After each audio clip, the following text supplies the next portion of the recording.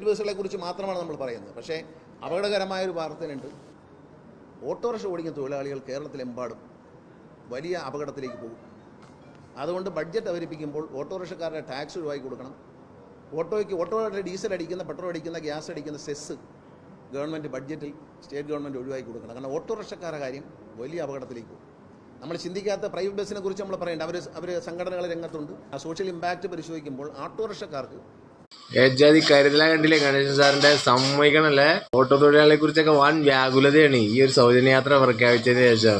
Autorickshaw സ്ത്രീകളത്ര ഏറ്റവും കൂടുതൽ ഉപയോഗിക്കണം. എന്റെ പൊന്ന് ചങ്ങായി, അവസാനത്തെ ഡയലോഗാണ്. സെസ്സിന്റെ ഒരു ഒഴിവാക്കൽ പറഞ്ഞു. രാജ്യത്ത് ഏറ്റവും കൂടുതൽ പെട്രോളും ഡീസലിനും വിലയുള്ള സംസ്ഥാനമായിട്ട് മാറിയപ്പോൾ അടക്കം ഒരു ഉറുപ്പ്യ സംസ്ഥാനത്തിന്റെ നീതിന്നോ സെസ്സിനോ കുറയ്ക്കാത്തവരാണ് ഇപ്പൊ ഇജാതി വ്യാകുലതകൾ കാണിക്കും. ആടം വായിച്ച് ചോദിക്കുകയാണെങ്കിൽ ലേശെങ്കിലും വേണം. എന്ത് ആളുകൾക്ക് മനസ്സിലായിട്ടുണ്ടാവും. നന്ദി, നമസ്കാരം.